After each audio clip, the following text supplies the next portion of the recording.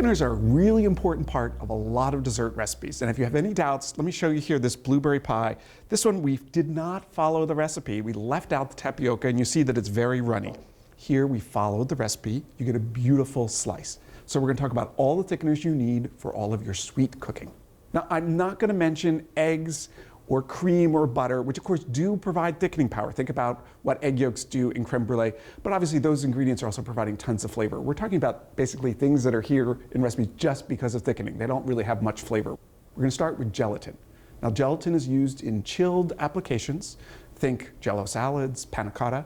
It's a pure protein. It's derived from cows or pigs. And the thing you need to know about gelatin is you're going to need to bloom it. That's simply soaking it in a little bit of cold water for 5 or 10 minutes before adding the gelatin and that liquid to the rest of the liquid in the recipe. Next up, we've got pectin. Now, you know this from jams and jellies. It's derived from carbohydrates in fruit. A lot of apples or citrus is usually the source. We use it in a lot of pies along with cornstarch because it allows us to cut back on the amount of cornstarch, and so we avoid any potential sliminess. Next up, our friend Tapioca that made the beautiful blueberry pie we started with. You want to be using instant or quick cooking tapioca because it's ground nice and fine. This actually comes from a tropical root vegetable called cassava.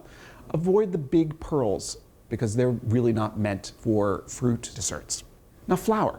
You know, we make a lot of thickened roux and gravies and a lot of savory cooking with flour. We don't use it all that often in the test kitchen in desserts because it's not that powerful. In fact, cornstarch is 100% starch, while flour is only 75% starch. The other thing about flour is it can give desserts a little bit of a pastiness. That doesn't occur with cornstarch. Now, if you're working with cornstarch, you're going to need to dissolve it in a little bit of room temperature or cold liquid. Basically, you're making a slurry, and then you're adding it to the recipe. Also, you want to be careful not to cook cornstarch too long. So if you're using it in a pudding, it usually goes in at the end of the recipe because it can lose its thickening power over time. Now, you may be thinking, okay, they're all tasteless. Can't I just substitute one for another? Absolutely not.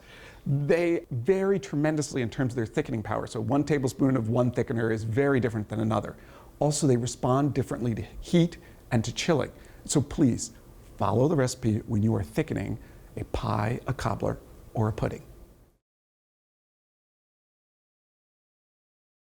Thanks for watching Cook's Country from America's Test Kitchen. So what'd you think? Leave a comment and let us know which recipes you're excited to make, or just say hi. Now you can find links to today's recipes and reviews in the video description. And don't forget to subscribe to our channel. See you later. Alligator.